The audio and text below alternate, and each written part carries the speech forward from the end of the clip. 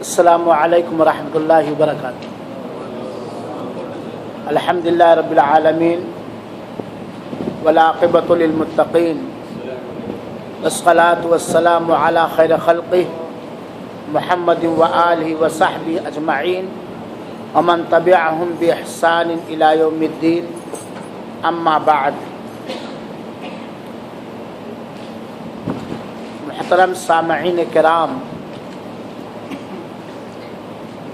پچھلے درس کے اعلان کے مطابق آج ہم اس کلاس کے اندر مسلمانوں کی زندگی سے متعلق چند اہم سوالات اور اس کے مناسب جوابات درس کے انداز میں سمجھانے کی کوشش کریں گے۔ اللہ تعالی ہم سب کو علم دین حاصل کرنے کی توفیق عطا فرمائے۔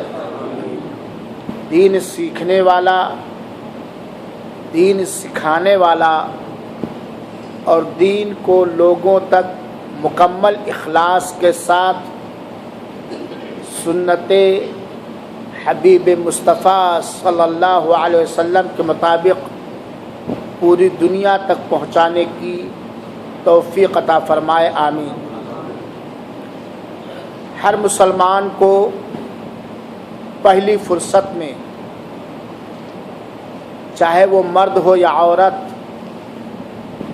بوڑھا ہو یا نوجوان، اس بات کا علم رکھنا چاہیے کہ اللہ تعالی نے سارے انسانوں کو اور سارے جناتوں کو صرف اپنی بندگی کے لیے اور اپنی عبادت کے لیے پیدا فرمایا ہے، اور عبادات مختلف انداز کی ہیں۔ انہی عبادات میں سے سب سے اہم عبادت جس کے بنا کسی شخص کا دین صحیح نہیں ہو سکتا اور جس کے بغیر کوئی بھی انسان یا جنات اللہ رب العالمین کا تقرب اور اس کی قربت نہیں حاصل کر سکتا ہے، وہ ہے عقیدہ، اسلامی عقیدہ۔ سب سے پہلے جس چیز کی اصلاح کی ضرورت ہے اور جس چیز کے بارے میں علم رکھنے کی حاجت اور ضرورت ہے، وہ ہے اسلامی عقیدہ کے بارے میں، کیونکہ عقیدہ یہ جسم میں ریڑھ کی ہڈی کا درجہ رکھتا ہے۔ اگر عقیدہ صحیح ہے، اسلامی عقیدہ ہمارا ہے، تو انشاءاللہ العزیز جنت ضرور ملے گی۔ لیکن اگر انسان کے عقیدے میں خلل ہے، کمی ہے، نقص ہے، یا انسان کے عقیدے میں وہ چیزیں پائی جاتی ہیں جس کی موجودگی میں ایمان اور اسلام برقرار نہیں رہتا، باقی نہیں رہتا، تو اسے جنت کی خوشبو بھی نہیں ملے گی۔ علم دین حاصل کرنا ضروری اور واجب ہے، اور سب سے پہلے ہمیں عقیدے کے بارے میں، توحید کے بارے میں علم حاصل کرنا چاہیے۔ تو ایک سوال ہر ایک کے ذہن و دماغ میں ابھر سکتا ہے کہ مسلمان کو اپنا عقیدہ کہاں سے سیکھنا چاہیے؟ مسلمان کو اپنا عقیدہ، اور دوسرے لفظ میں یوں کہہ لیجئے کہ مسلمان کو اپنے دین کا سارا مسئلہ، چاہے عقیدہ سے متعلق ہو یا عبادات سے متعلق ہو یا احکام و معاملات سے متعلق ہوں وغیرہ وغیرہ، کہاں سے لینا چاہیے، کہاں سے سیکھنا چاہیے، اور صحیح دین، جس دین کو اللہ تعالی نے اپنے بندوں کے لیے پسند فرمایا ہے، جس دین کے علاوہ کوئی دوسرا دین اللہ تعالی کے ہاں قابل قبول نہیں ہے۔ ہماری مراد دین اسلام، اس دین اسلام کو اور اسلامی عقیدہ کو ہمیں کہاں سے سیکھنا چاہیے، یہ ایک سوال ہے، اور اس سوال کا صحیح جواب بھی اگر ہمارے سمجھ میں آ جائے اور اس صحیح جواب کے مطابق ہم اپنا عقیدہ سیکھنے کی کوشش کریں تو انشاءاللہ العزیز ہم رب کے قریبی بندے بن جائیں گے۔ میرے بھائیوں اور ساتھیوں، جیسا کہ شروع میں نے بتلایا کہ اللہ تعالی نے بندوں کو اپنی بندگی کے لیے پسند فرمایا، پیدا فرمایا ہے، اور اپنے بندوں کے لیے، چاہے ان بندوں کا تعلق انسانوں سے ہو یا چاہے وہ بندے جناتوں میں سے ہوں، بندوں کے لیے اللہ تعالی نے دین اسلام کو پسند کیا ہے، اور بنا دین اسلام کی پابندی کے اور بنا دین اسلام کے مطابق عمل کیے ہوئے کوئی بندہ رب کا قریبی نہیں ہو سکتا ہے۔ تو جب اللہ تعالی نے اپنے بندوں کو اپنی بندگی کے لیے پیدا فرمایا ہے تو بندگی کا طریقہ سکھانے کے لیے، بندگی کے اصول و ضابطے اور رول اور قانون کو سکھانے کے لیے بھی اللہ تعالی نے ہمارے اور آپ کے لیے کوئی انتظام ضرور کیا ہوگا، ہے بات کی نہیں ہے؟ اللہ تعالیٰ نے ہم لوگوں کے لیے دین اسلام کو اتارا، ہم لوگوں کو اپنی بندگی کے لیے پیدا فرمایا، ہے کہ نہیں ہے؟ تو دین اسلام کو سیکھنے کے لیے، دین اسلام کو سمجھنے کے لیے، عقیدہ کو سیکھنے کے لیے بھی اللہ تعالی نے کوئی انتظام ضرور کیا ہے، اور اللہ تعالی کا انتظام کیا ہوا راستہ اس سارے راستوں سے مختلف، بے مثال، انوکھا اور نرالا اور نجات کا ضامن راستہ ہوگا۔ میرے بھائیو ساتھی، ہر مسلمان کے اوپر فرض اور واجب ہے کہ وہ اپنا عقیدہ اللہ کے کلام پاک سے سیکھے،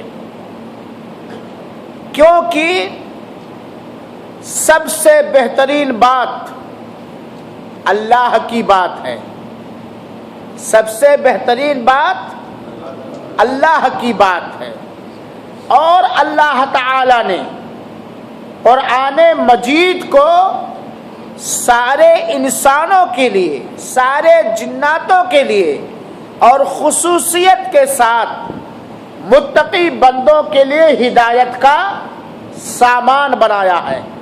اللہ تعالیٰ نے قرآن کریم کو سارے انسانوں کے لیے، سارے جناتوں کے لیے، سارے لوگوں کے لیے اللہ تعالیٰ نے اسے ہدایت کا ذریعہ بنایا ہے، جو اللہ کا کلام ہے، اور اللہ کے کلام ہونے میں کوئی شک اور شبہ نہیں۔ تو سب سے بہترین بات کس کی بات ہے؟ اللہ تعالیٰ کی بات ہے، اور اللہ تعالیٰ نے قرآن مجید کو ساری انسانیت کے لیے اور خصوصی طور پر متقیوں کے لیے ہدایت کا راستہ، ہدایت کا سامان بتلایا ہے۔ تو ظاہر سی بات ہے، ہمیں سب سے اچھی کتاب سے اپنے عقیدے کو سیکھنا پڑے گا۔ صحیح بات ہے کہ نہیں ہے؟ کیونکہ اللہ کے کلام میں جو بات ہوگی وہ بات کسی اور کی بات میں نہیں ہو سکتی، کیونکہ اللہ تعالی اپنے بندوں کی ساری مصلحتوں کے بارے میں اچھی طرح جانکار ہے۔ سارے بندوں کی ہر طرح کی مصلحت کو اللہ تعالی اچھی طرح جانتا ہے۔ تو ہمیں اپنا عقیدہ کہاں سے سیکھنا چاہیے؟ قرآن مجید سے سیکھنا چاہیے۔ یہیں سے یہ بات بھی معلوم ہوئی، جب ہمیں اپنا صحیح عقیدہ اور ہمیں اپنا صحیح دین قرآن مجید ہی سے معلوم ہوگا تو ہمیں قرآن مجید کا علم بھی حاصل کرنا چاہیے، اسے پڑھنا سیکھنا چاہیے، اسے سمجھنا چاہیے، اس میں غور و فکر کرنی چاہیے، تدبر کرنا چاہیے، ورنہ قرآن مجید سے ہم فائدہ نہیں اٹھا پائیں گے۔ نماز میں پڑھنے کے لیے چند سورتوں کے حفظ کر لینے سے ہم قرآن مجید کا حق نہیں ادا کر سکتے ہیں اور قرآن مجید سے ہم فائدہ نہیں اٹھا سکتے۔ تو مسلمانوں کو اپنا عقیدہ قرآن مجید سے، اللہ کے کلام سے سیکھنا چاہیے، اور مسلمانوں کو اپنا عقیدہ اس ذات گرامی کے فرمودات سے، ان کے فرمان سے سیکھنا چاہیے جو اللہ تعالی کا برگزیدہ بندہ اور اللہ کا سب سے قریبی بندہ ہے۔ بات صحیح ہے کہ نہیں ہے؟ اور وہ کون ہے؟ جناب محمد مصطفیٰ صلی اللہ علیہ وسلم۔ مسلمانوں کے لیے اپنا عقیدہ سیکھنے کے لیے، اپنا دین سیکھنے کے لیے دوسری جو جگہ ہے، دوسرا جو استھان ہے وہ ہے اللہ کے رسول اکرم صلی اللہ علیہ وسلم کی حدیث، صحیح احادیث، اللہ کے رسول اکرم صلی اللہ علیہ وسلم کے صحیح فرمودات اور صحیح فرامین۔ تو مسلمانوں کے لیے عقیدہ سیکھنے کے لیے، دین سیکھنے کے لیے دو ہی چیزیں ہیں، اور وہ دونوں چیزیں کون ہیں؟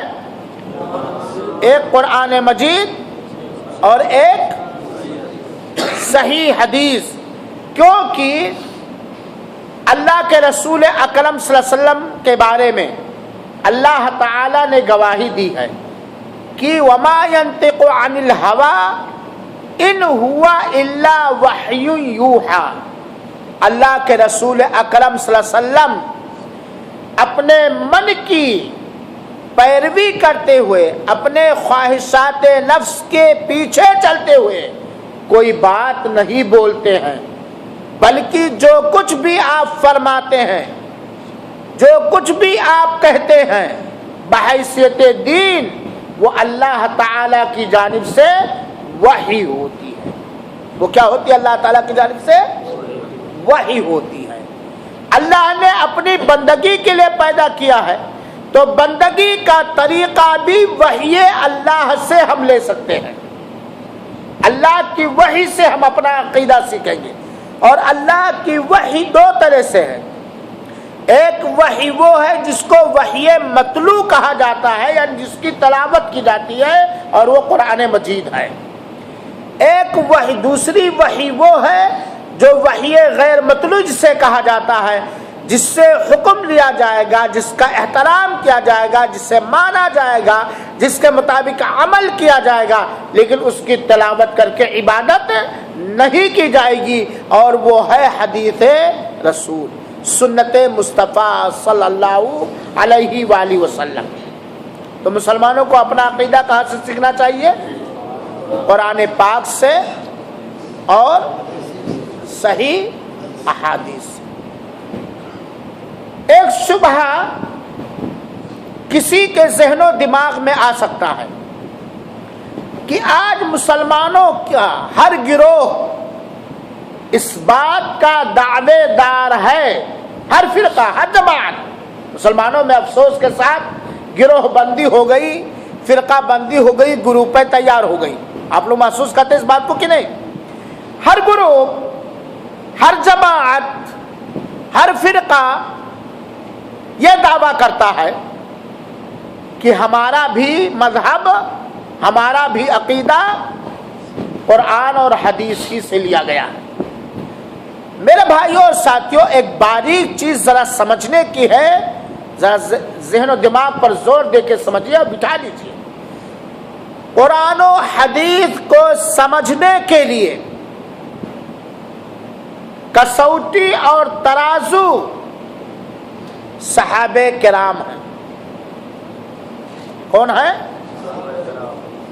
یعنی قرآن و حدیث سے ہم اپنا عقیدہ لیں گے اس طرح جس طرح صحابہ کرام نے اپنا عقیدہ قرآن و حدیث سے لیا ہے. بات صحیح ہے کہ نہیں ہے؟ کیونکہ اللہ تعالی نے ان لوگوں کو منتخب کر لیا تھا اپنی دین کی تبلیغ اور دین کے اصل کے لیے اور دین کی خدمت کے لیے. اور صحابہ سارے کے سارے عادل ہیں جن کی گواہی قرآن مجید نے دیا. رضی اللہ عنہ ورضوا عنہ، اللہ ان سے راضی ہے اور اللہ سے وہ راضی. تو قرآن و حدیث کو سمجھنے کے لیے ہم کس کی سمجھ کو آگے رکھیں گے؟ صحابہ کرام. اور آپ جانتے ہیں صحابی کہتے ہیں اسے جس نے ایمان کی حالت میں اللہ کے رسول اکرم صلی اللہ علیہ وسلم کا دیدار کیا ہو، اللہ کے رسول کو دیکھا ہو اور ایمان کی حالت میں اس کی موت ہے، جن کا بہت بڑا رتبہ ہے اللہ کے رسول کے ہاں اور اللہ کے رسول کے رب کے ہاں اور سارے مومنوں کے ہاں. سارے مومنوں کے ہاں صحابہ کا جو رتبہ ہے وہ رتبہ کسی اور کا نہیں ہے. مثال کے طور پر اگر قرآن کریم کی کسی آیت سے یا رسول اللہ صلی اللہ علیہ وسلم کے کسی حدیث سے ایک آدمی کچھ سمجھتا ہے، کوئی دوسرا مسئلہ نکالتا ہے اور صحابہ کرام نے اس سے کوئی دوسرا مسئلہ نکالا ہے اسی آیت سے اسی حدیث سے، بس سمجھ آ رہی کہ نہیں آ رہی ہے؟ صحابہ کرام نے اس سے کوئی دوسرا مطلب سمجھا ہے اسی قرآن کی آیت سے، اسی رسول اکرم صلی اللہ علیہ وسلم کی اسی حدیث سے، اور کوئی صحابہ کے علاوہ بعد کے لوگ اسی آیت سے اور اسی حدیث سے کوئی دوسرا مسئلہ سمجھ رہے ہیں اور دونوں مسئلوں میں کیا ہو رہا ہے؟ ٹکراؤ ہو رہا ہے. تو کس کی سمجھ کو ہم قابل اتباع مانیں گے، پیروی کے لائق مانیں گے اور ماننے کے لائق مانیں گے؟ کس کے؟ صحابہ کرام، کیونکہ وہ مخاطب اول ہے. سب سے پہلے مخاطب وہی ہیں، انہوں نے رسول اکرم صلی اللہ علیہ وسلم سے علم حاصل کیا ہے یا کسی عادل صحابی سے ان لوگوں نے علم حاصل کیا ہے. اللہ تعالی کے نزدیک اللہ تعالی کے بندوں میں انبیاء اور رسول کے علاوہ صحابہ کرام ہیں میرے بھائی صاحب، پھر تابعین ہیں، پھر تبع تابعین ہیں. تو صحابہ کرام کی سمجھ کے مطابق ہمیں اپنے عقیدے کو قرآن و حدیث سے لینا. کسی کو برا نہ لگے، آپ سب ہم سب مسجد میں بیٹھے ہیں، دین کے بارے میں قرآن و حدیث کے مطابق عقیدہ رکھنا بڑا ضروری ہے میرے بھائیو ساتھیو. مثال کے طور پر قل هو اللہ احد، اللہ ایک ہے. اللہ کیا ہے؟ اللہ الصمد. اللہ تعالی سارے پارٹنروں سے، شریکوں سے، شرکا سے، ساجھیدار سے بالکل بے نیاز اور لاپرواہ ہے. اس کا یہی مفہوم صحابہ کرام نے سمجھا ہے کہ اللہ تعالیٰ کو کسی شریک کی، کسی پارٹنر کی اور کسی ساجھیدار کی بالکل قطعاً چندہ ضرورت نہیں ہے. اللہ تعالیٰ کیا ہے؟ بے نیاز. اب بعد میں صحابہ کرام کے بعد کوئی آئے کہے کہ نہیں بھائی، اللہ کو ضرورت ہے اتنی بڑی دنیا اور دنیا کی مخلوق کو چلانے کے لیے کسی ولی کی، کسی ولی کی، کسی نبی کی، کسی رسول کی. تو کس کی سمجھ کو آپ مقدم رکھیں گے؟ صحابہ کرام کی سمجھ کو، ہے کہ نہیں؟ صحابہ کرام کی سمجھ کو، جنہوں نے اس آیت کریمہ سے کیا سمجھا کہ اللہ تعالیٰ تمام شرکا سے، تمام ساجھیداروں سے بالکل لاپرواہ اور کیا مکمل بے نیاز ہے۔ بات سمجھ میں آ گئی؟ تو مسلمانوں کو اپنا عقیدہ کہاں سے لینا چاہیے؟ قرآن مجید سے اور صحیح سنت رسول سے، اور قرآن مجید اور سنت رسول کو سمجھنے کے لیے صحابہ کرام کی سمجھ کو کسوٹی اور ترازو اور معیار بنانا چاہیے۔ بات سمجھ میں آ گئی؟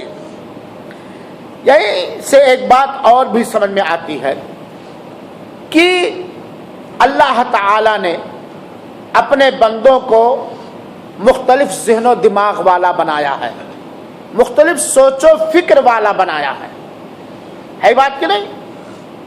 اللہ تعالیٰ اس بات کو اچھی طرح جانتا ہے کہ ہمارے بندوں میں اختلاف ہوگا، دین کے مسئلے کے بارے میں، عقیدے کے بارے میں اختلاف ہوگا۔ اختلاف کو اللہ تعالیٰ پسند نہیں کرتا، لیکن اختلاف کو کوئی ختم بھی نہیں کر سکتا، مگر اختلاف کو ختم کرنے کی کوشش کرنی چاہیے۔ اختلاف کو ختم کرنے کی کیا کرنی چاہیے؟ کوشش کرنی چاہیے۔ تو سوال یہ پیدا ہوتا ہے، اور آپ لوگوں کے لیے خصوصیت کے ساتھ یہ سمجھنا بڑا ضروری ہے میرے بھائیوں، کہ اگر عقیدے کے کسی مسئلے کے بارے میں یا دین کے کسی مسئلے کے بارے میں ہمارے اندر اختلاف ہو جائے، چاہے ہمارے علماء کے اندر اختلاف ہو جائے، تو اس اختلاف کو دور کرنے کے لیے ہمیں کہاں جانا چاہیے؟ ہے مسئلہ کہ نہیں ہے؟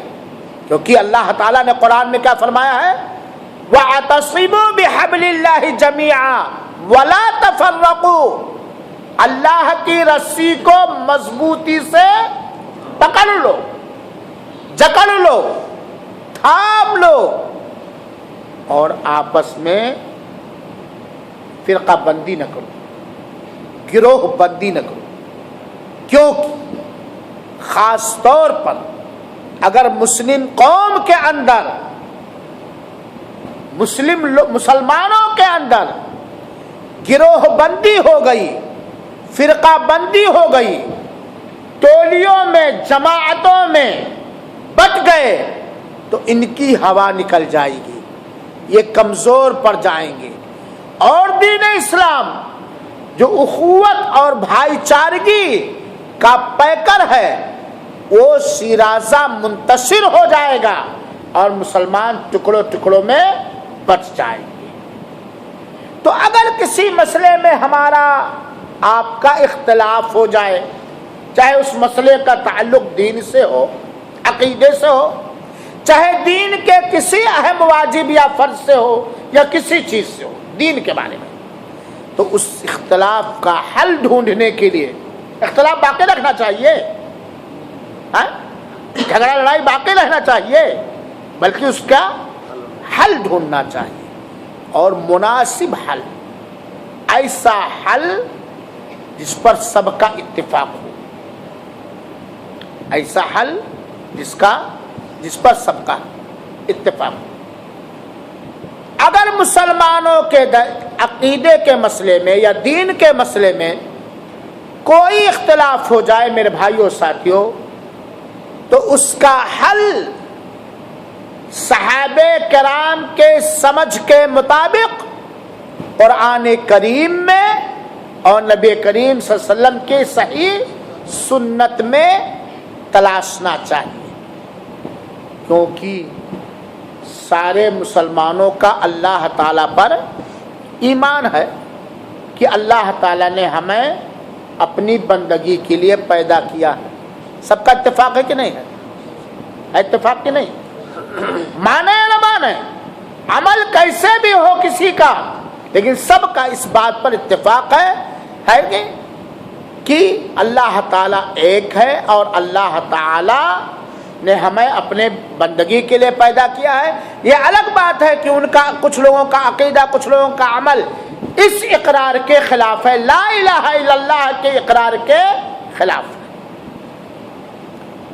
اور سارے لوگوں کا اس بات پر بھی اتفاق ہونا چاہیے، مومنوں کا، مسلمانوں کا کہ اللہ تعالی نے دین اسلام کو پسند کیا ہے اور دین اسلام کو سکھانے کے لیے آخری پیغمبر جناب محمد مصطفیٰ صلی اللہ علیہ وسلم کو بحیثیت رسول اور بحیثیت نبی مبعوث فرمایا ہے، جنہوں نے پوری امانت داری اور ساری مکمل دیانتداری کے ساتھ اللہ کے ہر پیغام کو اللہ کے بندوں تک پہنچا دیا۔ تو اصل میں اتفاق ہے کہ نہیں ہے؟ اللہ پر کے بارے میں اتفاق ہمارا اور آپ کا سب کا ہے، اس بات پر بھی سب کا اتفاق ہے پیارے حبیب اللہ کے رسول ہیں، اللہ کے نبی ہیں، قیامت تک اب کوئی نبی آنے والا نہیں ہے۔ تو اس اختلاف کا حل ڈھونڈنے کے لیے اسی اصل کی طرف، اسی بنیاد کی طرف ہمیں لوٹانا چاہیے، کیونکہ اگر کوئی شخص مومن ہوگا، اگر کوئی شخص سچا مسلمان ہوگا، اگر کسی شخص کے بارے میں اللہ تعالی کی سچی محبت اور سچا احترام ہوگا تو اللہ کے حکم سے وہ اختلاف نہیں کرے گا، اگر کر رہا تو یہ اس کی ہٹ درمی ہے۔ اور اللہ تعالیٰ نے جہاں یہ فرمایا ہے قرآن کی پیروی کرنے کا، وہیں پر اللہ تعالیٰ نے فرمان رسول کی پیروی کرنے کا بھی حکم دیا۔ اللہ تعالیٰ نے قرآن مجید کے اندر ارشاد فرمایا ہے فَإِن تَنَازَعْتُمْ فِي شَيْءٍ فَرُدُّوهُ إِلَى اللَّهِ وَالرَّسُولِ، اگر تم لوگ کسی چیز کے بارے میں جھگڑ پڑو، اختلاف کر بیٹھو، کوئی کہتا مسلمان کا عقیدہ یہ ہونا چاہیے، کوئی کہتا مسلمان کا عقیدہ یہ ہونا چاہیے، کوئی کہتا نماز اس طرح پڑھنی چاہیے، دوسرا کہتا نہیں نماز اس طرح پڑھنی چاہیے، وغیرہ وغیرہ، اختلاف اگر ہو جائے کسی دین کے کسی مسئلے کے بارے میں، عقیدے کے کسی مسئلے کے بارے میں، اگر تم آپس میں جھگڑ پڑو، اختلاف ہو جائے، تو کیا کرو؟ اس اختلاف کو ختم کرنے کے لیے، اس اختلاف کا صحیح حل ڈھونڈنے کے لیے فردوہ الی اللہ والرسول، تو تم اسے لوٹا دو اللہ تعالی کی طرف۔ جاؤ اللہ تعالی سے پوچھو کہ ہمارا یہ اختلاف ہو گیا ہے، ہم دو بھائی لڑ رہے ہیں، اس کا حل کیا ہے؟ اللہ بتلائے گا۔ اور اللہ کی طرف لوٹانے کا مطلب کیا نکلا؟ قرآن کریم، جو اللہ کا کلام، صحابہ کرام کے سمجھ کے مطابق قرآن کریم کے کلام اللہ ہونے میں سارے مسلمانوں کا اتفاق ہے کہ نہیں اتفاق ہے؟ تو جب قرآن کریم کے کلام اللہ ہونے کے بارے میں سارے مسلمانوں کا اتفاق ہے اور سارے مسلمانوں کا یہ عقیدہ اور ایمان ہونا چاہیے کہ صحابہ کرام کی اچھی جماعت اور ٹولی نے قرآن کریم کو سب سے بہتر اور سب سے اچھا سمجھا ہے، تو ہمیں قرآن کی طرف لوٹانا چاہیے کہ نہیں لوٹانا چاہیے؟ قرآن جو کہے لے لو، قرآن جس سے روکے رک جاؤ، حل ہو جائے گا اختلاف کہ نہیں؟ اور کہاں؟ والرسولی، اور رسول اللہ صلی اللہ علیہ وسلم کی طرف۔ کیا اختلاف لکھ کر کے اللہ کے رسول کے روضے مبارک میں یہ جاؤ ٹھونس کھاؤ؟ کیا مطلب اللہ کی طرف، اللہ کے رسول کی طرف لوٹا دو؟ اللہ کے رسول کے صحیح احادیث کی طرف، کیونکہ دین مکمل ہو چکا ہے۔ اللہ کے رسول کے صحیح، کیونکہ ہر مسلمان کے دل میں کتنا بھی گیا گزرا ہو، اس کے دل میں رسول کی محبت، اور رسول ہی کی ایک ذات ہے۔ اللہ کے بندوں میں سے، ذرا غور کیجئے گا، اللہ کے بندوں میں سے صرف پیارے حبیب جناب محمد مصطفیٰ صلی اللہ علیہ وسلم کی ایک بابرکت ذات گرامی ہے جس پر سارے مسلمان اتفاق کر سکتے ہیں، اور کوئی ایسا نہیں ہے جس پر سارے مسلمان اتفاق کر سکتے ہیں۔ کیوں؟ اس لیے کہ سارے مسلمان کو اس بات کا علم ہونا چاہیے، اور سارے مسلمانوں کے علماء اس بات کو جانتے ہیں कि वमा यंतिकु अनिल हवा इन हुआ इल्ला वह्यु यूहा। अल्लाह के रसूल जो भी फैसला देते हैं, जो भी हुक्म देते हैं, जो भी फरमाते हैं, वो अल्लाह ताला की जानिब से क्या होती है? वही। तो अल्लाह ताला ने हमें बतलाया है कि अगर हमारे अंदर इख्तिलाफ हो जाए तो हम लौटाते हैं कुरान मजीद की तरफ और किधर? सुन्नत रसूल अकरम सल्लल्लाहु अलैहि वसल्लम। इसीलिए अल्लाह ताला ने कुरान की मोहब्बत और जिस पर कुरान उतरा उनकी मोहब्बत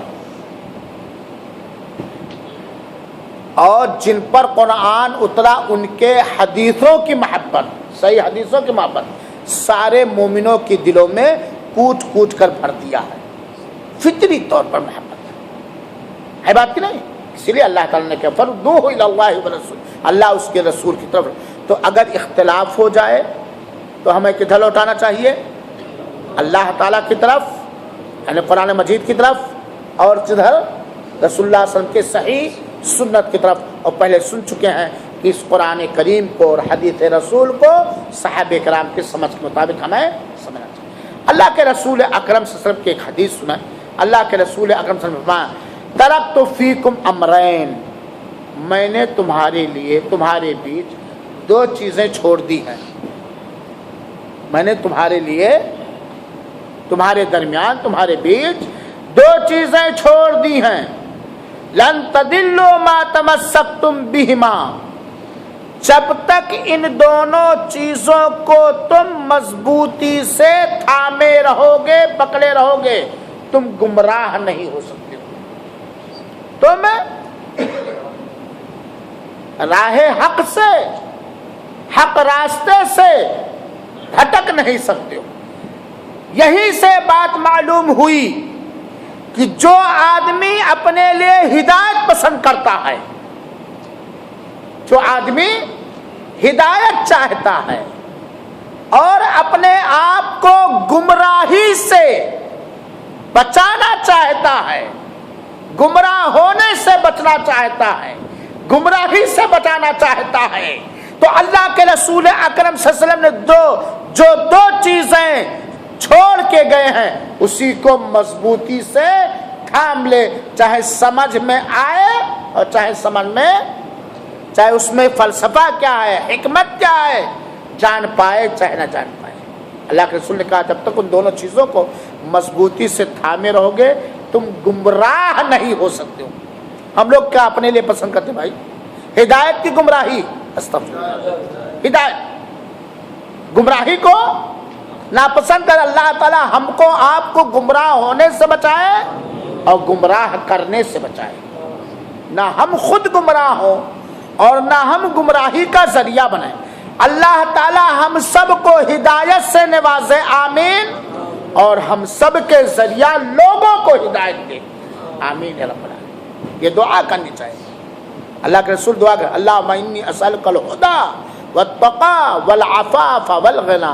अल्लाह मैं तुझसे हिदायत मांगता हूँ, तकवा मांगता हूँ, पाक दामनी मांगता हूँ, मालदारी और बेनियाजी मांगता हूँ। अल्लाह के रसूल अकरम से फरमाते हैं जब तक उन दोनों चीज़ों को तुम थामे रहोगे गुमराह नहीं हो सकते। रहमतुल्लाह किताब अल्लाही व सुन्नत नबीही।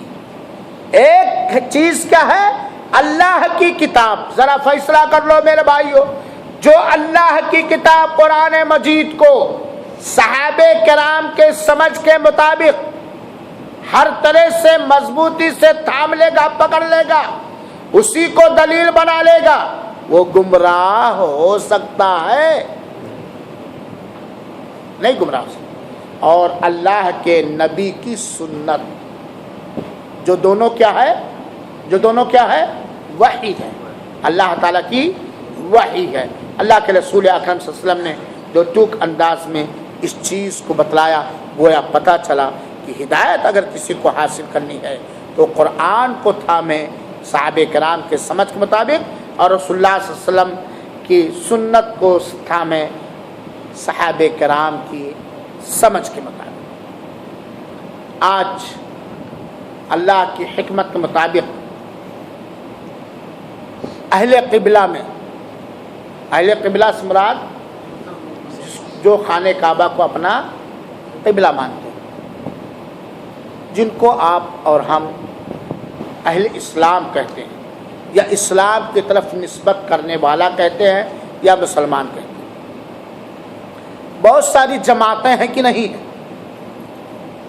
بہت سارے فرقے ہیں کہ نہیں ہیں کہ نہیں؟ دیکھو میرے بھائیو ساتھیو، اللہ تعالی علام الغیوب ہے، غیب کا جاننے والا ہے۔ اللہ تعالیٰ اس بات کو جانتا تھا کہ ہمارے نبی کے دنیا سے قیامت کے پہلے منزل کی طرف رخصت ہونے کے بعد ان کے امتیوں میں اختلاف پیدا ہوگا، لوگ گروہوں میں بٹیں گے۔ اسی لیے اللہ تعالیٰ نے اپنے نبی کے پاس وحی کر کے زندگی ہی میں بتلا دیا ان کے، اور انہوں نے اپنے صحابہ کرام کو بتلایا، اور صحابہ کرام کے ذریعے سے قیامت تک کے مسلمانوں تک یہ بات پہنچتی رہے گی، لوگوں تک بات ہوگی۔ اللہ کے رسول اکرم فرماتے ہیں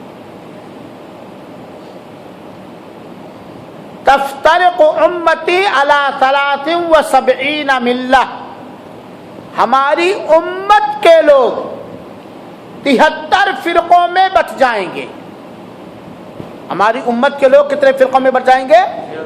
اللہ کے رسول کی حدیث ہے، ہماری امت کے لوگ 73 فرقوں میں بٹ جائیں گے، کلھا فی النار، سارے فرقے جہنم میں جائیں گے۔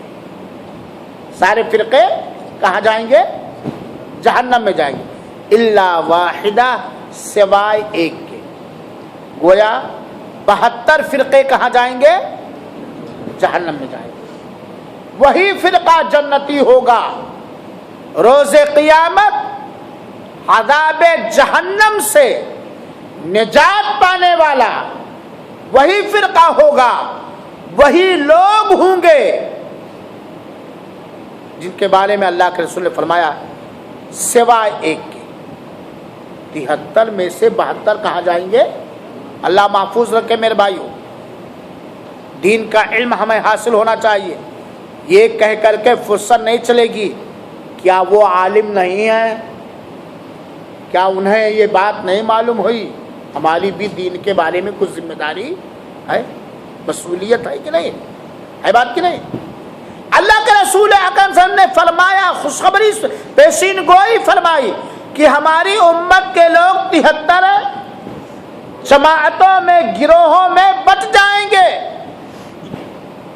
اور سارے کے سارے جہنم جائیں گے سوائے ایک کے۔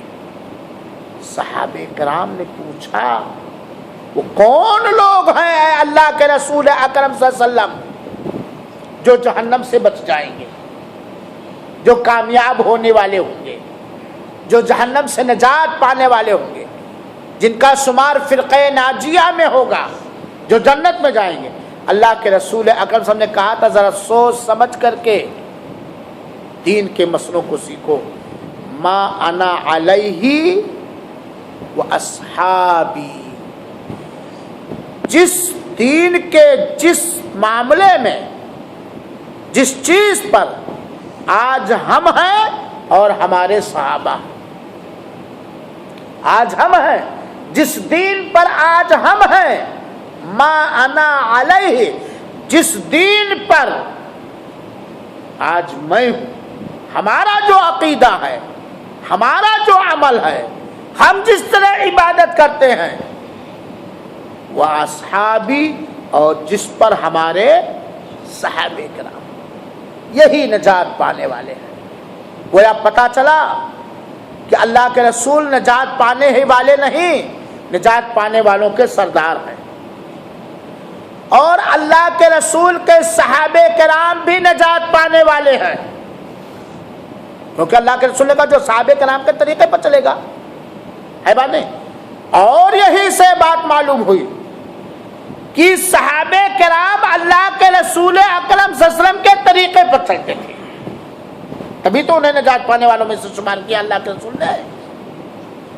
اور تیسری بات یہ معلوم ہوئی کہ قیامت تک کے لوگوں میں جو اللہ کے رسول اکرم صلی اللہ علیہ وسلم کے سیدھے ڈھرے اور راستے پر چلے گا، اور جو صحابہ کرام کے راستے پر چلے گا، جو اللہ کے رسول کے راستے پر چلتے تھے، وہی نجات پانے والے ہوں گے۔ یہ حجویری، یہ کچھوچھوی، یہ ماننے کون بریلوی، یہ رضا خانی، یہ آغا خانی، یہ سہروردی، یہ نقشبندی، یہ فلاں جماعت کے پیچھے بھاگنے والے، فلاں گروہ کے پیچھے بھاگنے والے، یہ ہری پگڑی کا شعار بنانے والے، یہ پیلی پگڑی کا رول نکالنے والے، یہ ہمارے لیے آئیڈیل نہیں ہے۔ ہمارے لیے آئیڈیل کون ہے؟ نمونہ کون ہے؟ کن کے راستے پر چلنے سے ہم گمراہی سے بچیں گے اور نجات پائیں گے؟ ما انا علیہ و اصحابی، جس پر میں ہوں اور میرے، جو عقیدہ اللہ کے رسول اکرم صلی اللہ علیہ وسلم کا تھا اور جو عقیدہ اللہ کے رسول اکرم صلی اللہ علیہ وسلم کے جانبدار صحابہ کرام کا تھا، جس کا بھی اس طرح عقیدہ ہوگا وہی نجات پانے والا ہوگا۔ اللہ کے رسول کے عقیدے سے صحابہ اور صحابہ کرام کے راستے سے جو ہٹے گا وہ نجات پانے والے نہیں ہوگا۔ تو اگر ہمارے اندر اختلاف ہو جائے تو ہمیں کدھر بھاگنا چاہیے؟ اللہ کی کتاب اور اس کے رسول کی طرف، اور اس بات پر ایمان رکھنا چاہیے کہ نجات پانے والے لوگ وہی ہیں جو اللہ کے رسول کے دین پر چلتے ہیں اور صحابہ کرام کے راستے پر چلتے ہیں۔ جو ان سے ہٹے گا گمراہی اس کی قسمت میں مقدر ہو جائے گی، اور جو اللہ کے رسول اور ان کے صحابہ کرام کے طریقے پر چلے گا نجات سے وہ سرفراز اور کامیاب ہوگا۔ میرے بھائیو ساتھیو، اللہ رب العالمین سے دعا ہے کہ اللہ تعالی ہمیں صحیح عقیدہ سکھا دے، قرآن کریم اور سنت رسول صلی اللہ علیہ وسلم کی اہمیت کو سمجھنے کی توفیق عطا فرمائے، اسے سمجھانے کی توفیق عطا فرمائے، اس پر عمل کرنے کی توفیق عطا فرمائے، اور ہمارے عقیدے اور اعمال کی اصلاح اس طرح کر دے جس نے صحابہ کرام کی اصلاح فرمایا تھا، اور ان کو اپنے لیے آئیڈیل اور نمونہ بنانے کی توفیق عطا فرمائے۔